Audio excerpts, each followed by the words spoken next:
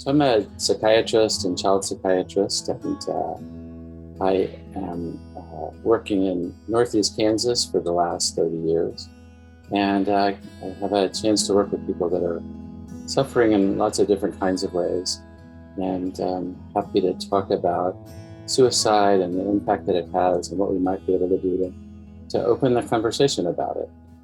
I have experienced one of my very dear friends who committed suicide a number of years ago.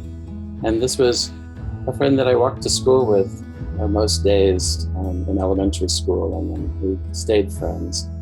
And he committed suicide after I had already finished my training. And it was, first of all, I would say just a huge shock that this person that I knew,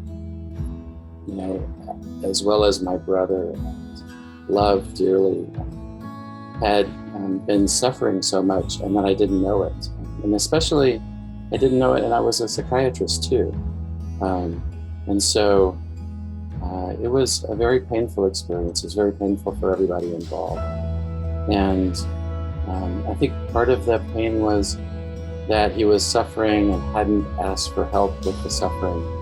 And that he felt like that the way out of the suffering was to end all life that he experienced, and not to let anybody in, to let anybody help him with it. So that was a very painful experience in my past. And I think, I have been doing a lot of hospital work over the last couple of years. And as I've worked in hospitals, people are often admitted because of their suicidal thoughts. And a lot of times I'm working with teenagers that are feeling suicidal. And they tell me about the different things that have gotten them down. Some of them are personal.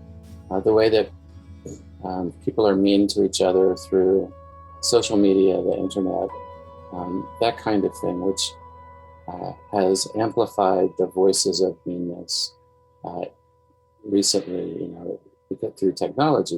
That when I was in school, sure, there were kids that were mean and said mean things, but it, was sort of limited in scope.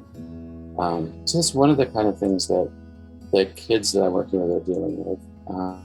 But then there's another, kind of broader set of things, like the pandemic, political situations, racial tensions, racial oppression, gender issues, climate change.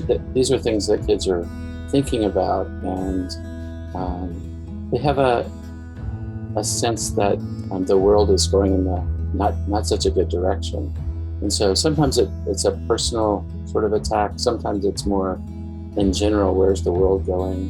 And again, these are reasons that people are suffering in their lives. And what I see is that they're suffering, and they don't feel like that there's any way out of it. And a lot of times they don't feel like that it would do any good to talk about it or to bring it up. I think that there's a feeling sort of what's the point? And that's a very sort of hopeless, helpless feeling that a person can have.